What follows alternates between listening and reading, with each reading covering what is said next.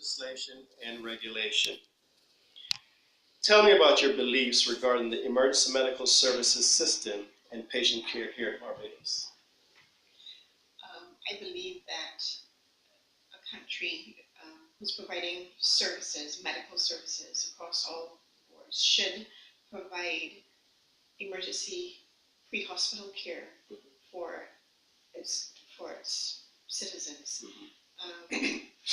It's an extremely important aspect of care to start emergency care at the scene and provide a continuum into the hospital. I think is a necessary service. Basically, it's something that all countries should have. You believe is the role of legislation and regulation for pre-hospital EMS providers in Barbados? I think they are, okay. So from a legislative point of view, I think that it is important that they set the rules, I guess, and set the standard. They need to provide guidance in terms of setting of coming about with the rules or regulations, guided by those systems that are in worldwide that are set up and are deemed to run efficiently, to provide protection for those people who are providing advice and care via phone system, and those who actually meet the patients that have to interact with patients face to face. So do you believe that the legislation and regulation, do you think they're important to the success of pre-hospital care in terms of patient care and service delivery and patient outcome? Yes. How do you think they impact care and delivery and patient outcome? Legislation and regulation, that is. Because they set the standard to which the service providers follow. They should. I don't want what happens. I don't want that there's people with good intentions that might decide, I want to set up an ambulance service. I want to get a van. I have some guys that know how to do CPR, and we're going to put on some sirens and go. That is a lot more than that. That is that, there should be an overall body of guidance. That they set standards, there are rules. These are things that you should follow, and this is how operations should be done.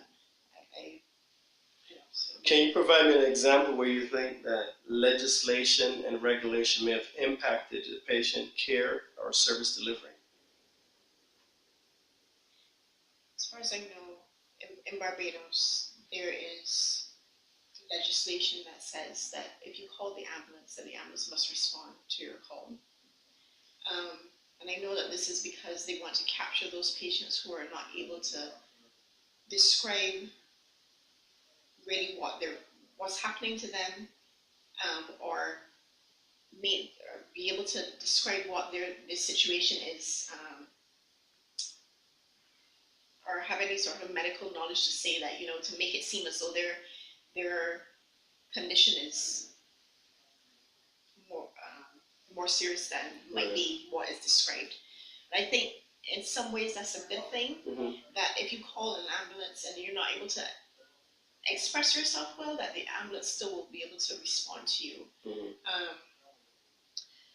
I know it becomes a bother to people when they think that the ambulance is utilized for non-urgent or non-emergency cases because of that, because you can call the ambulance really for any reason and they will come. But I think that because that legislation is in place, it captures those patients, those people that really are disenfranchised. They're not able to say, or when they really need an ambulance. So I think for that aspect, it's been good that mandate has been given, and that it's followed. Okay. Tell me about your feelings towards that legislation. Is that kind of what you just told me about? Yeah, I'm not gonna lie, sometimes it's a bother. It's a, because I see people coming into the emergency department, they call the ambulance for nonsense, you know, and the ambulance brings them and they think that they can have that thing. Just last week, a woman called the ambulance because both her nostrils were blocked. She couldn't, yeah, and she came and she said it was uncomfortable because she had a stuffy nose. So it becomes very frustrating, you know, as somebody then who's working in the emergency department, we have to get these patients coming in. And I'm sure it's equally frustrating for the EMS providers that have to go and respond to a call like that. But I've seen the flip side of that where, you know, I've seen elderly patients or even children that have to call for somebody who's collapsed and they cannot explain really what's happening. But because, you know, the ambulance then was able to respond, a life was saved, you know, that otherwise. So I'm happy that it's there, although it is abused sometimes. Would you characterize your feelings as being negative, indifferent, or positive as it relates to legislation and regulation? I have a positive outlook on it. I think it's good. Yeah. You know, I do think that the community, Barbados needs more public service announcements or public service teaching about when it's appropriate to call the ambulance. But I think that you know, it should stay.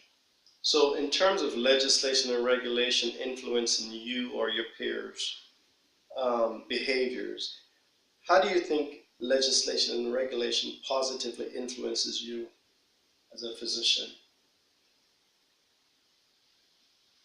Whether in the context of public or specific to pre-hospital care? I guess I can only speak to public here.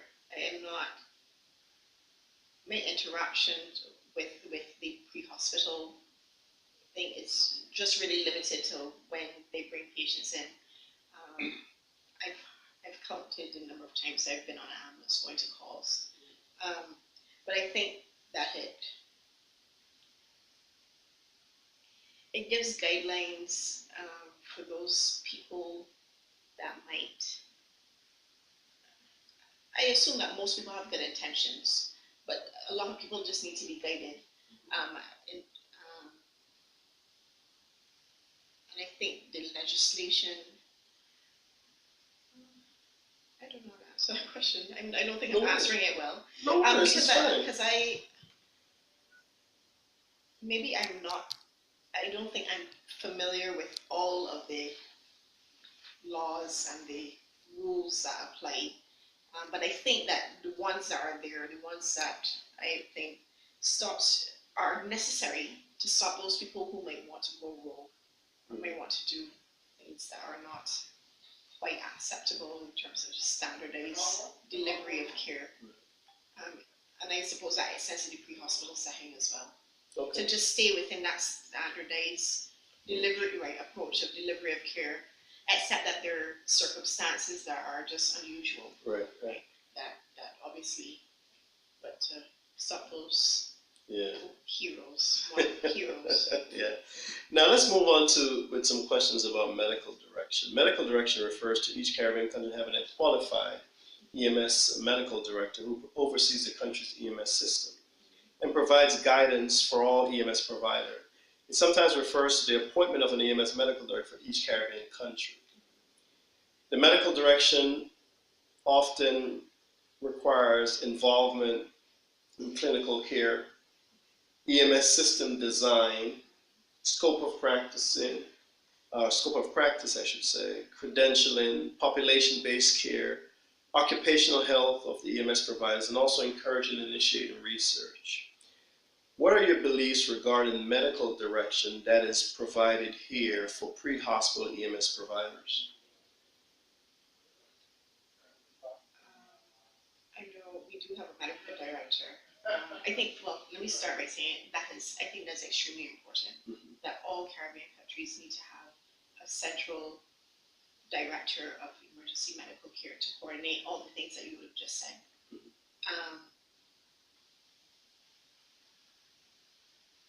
what do I think? What's the last question? What Your beliefs my regarding the medical direction that's being provided to the providers here in Barbados. I do think that because there's only one person doing it now, I think we would benefit from having someone who can be more around the clock. But outside of that, I think our paramedics and EMTs can seek direction directly from the emergency department. Oftentimes they do,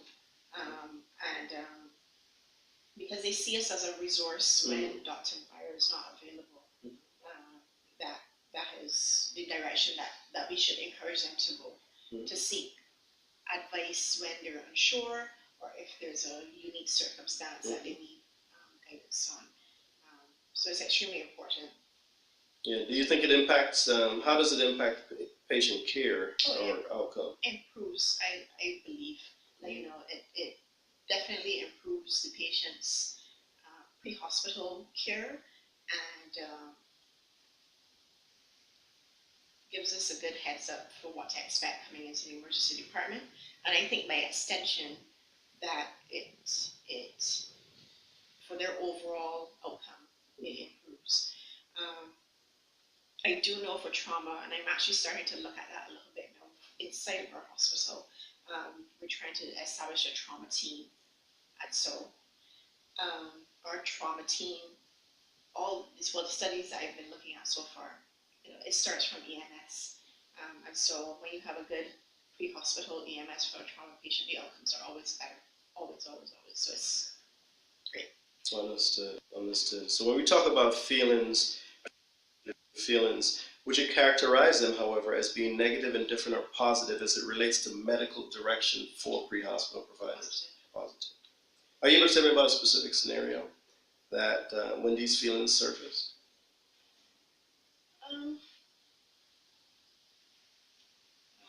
Recently, I've had a few negative ones that just come to mind. I don't know. Suppose when they overshadow some of the few positive ones.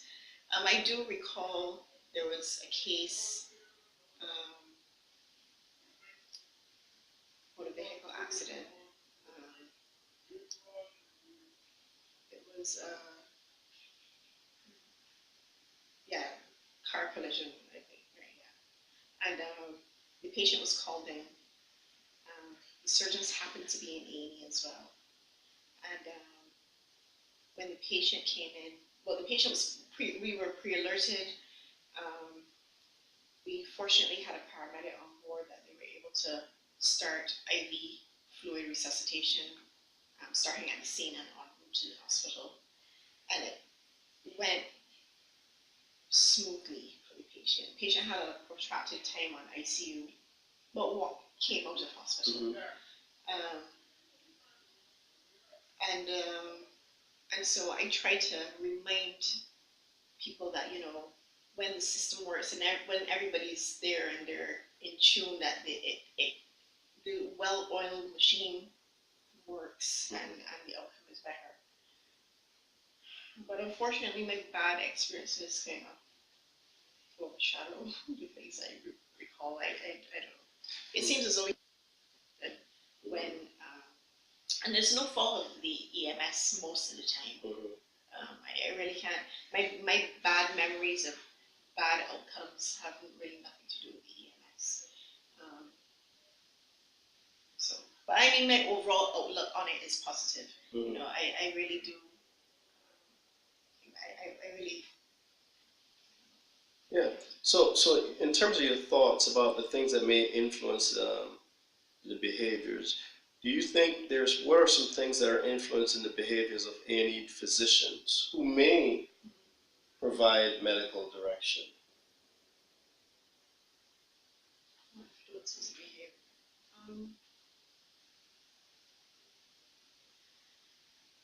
I would say who the calls the EMS level of at which the pre-hospital person is calling.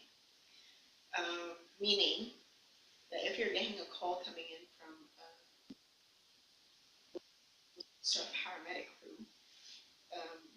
expectations are a bit higher when there's a paramedic crew. And I think that from my end, there may be a not so smooth transition or a negative sort of behavior if the doctor who's receiving the call gets a call from a paramedic crew, and when the patient gets there, there's not as much done for the patient that we expect that should have been done.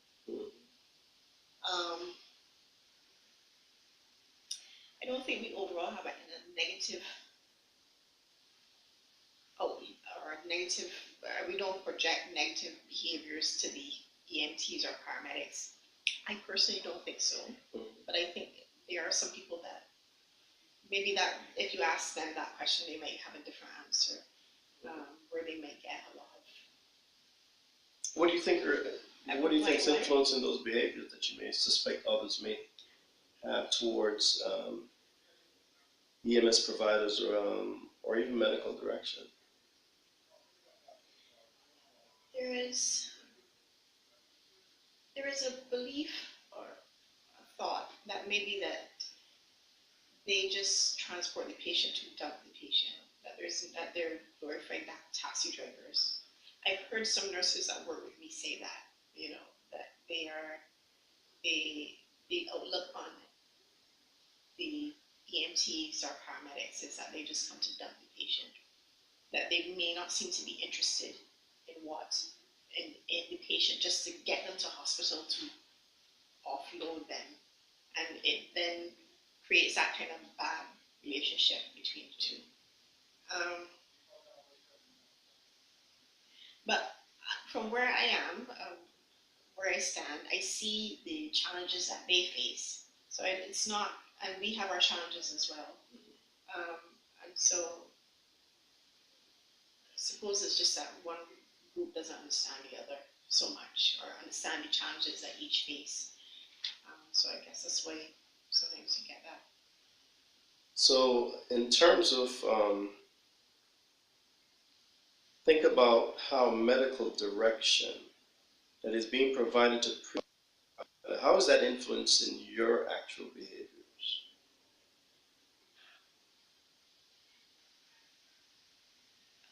I think that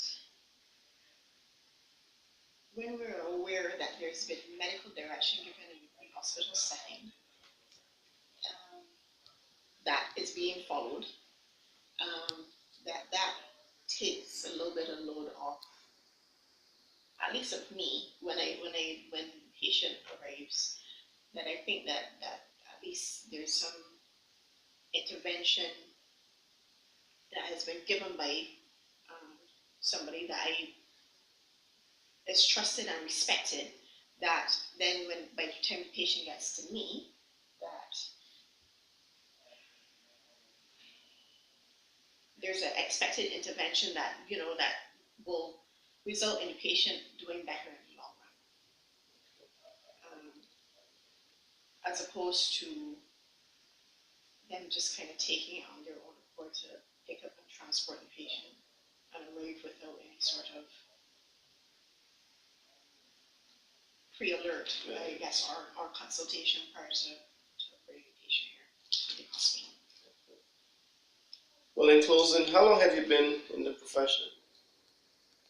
13 years. 13 years. And I'm sure you like what you do. That's why you do it. I do. Yeah.